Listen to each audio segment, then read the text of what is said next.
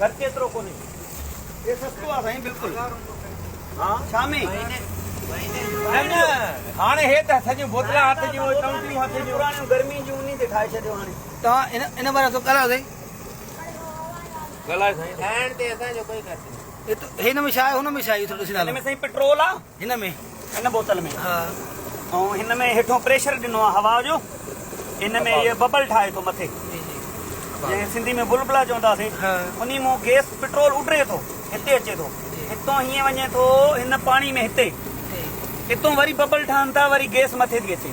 पोइ हिते बाहि थी भरे पाणी मुकरास ते प्रेशर मुकरास थी जे पाणी न ॾींदासीं त हिते बाहि हणंदासीं या बाहि मोटी ईंदी तंहिं महिल पेट्रोल खे लॻी वेंदी अचे पाणी जी पाणी हिन जो हाल आहे पाणी हिनखे रोके थो पोइ हिते अचण में न त इहो हेॾे मोटी ईंदी ये प्रेशर करणो ठे टैंकी मां हा टैंकी हवा वारी आहे हवा वारी टैंकी मोकिले जेतिरो वधाए वधाए बि सघूं था वरी वधा के इहो हाणे वधायूं था हिनखे इहो ॻाढ़ो थी वियो आहे एतिरी हवा बाहि में ताक़त आहे त हे ॻाढ़ो थी वियो आहे सफ़ा ॾिसो वधा के साथ दे उतो पिछों हवा घट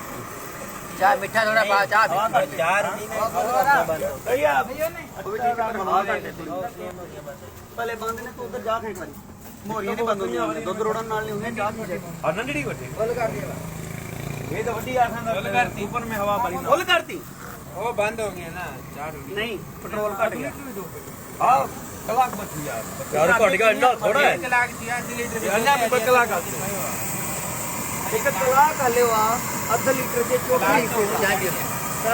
अध लीटर जे चोटी से हिकिड़ो कलाक हलियो आ भाजी नाम पचाए वने एकले टाइम में जी 25 हां ये ताकि मूल्य बढ़ाने पेट्रोल आ उन जो समझो 6400 छा भी तो 15 रुपया कलाक हलियो आ 15 रुपए सां 25 में वध में वध 25 रुपए में भाजी थी वेंदी ऐं कलाक में भाजी भी तयार थी वेंदी आहे ना बस और हिन स्पीड सां जल्दी तयार है चाय 10 मिनट और वरी हे बोतलां हे त असां टर्बो वॾी कलर वठे ओॾे बि पाणी वारो वॾो हुजे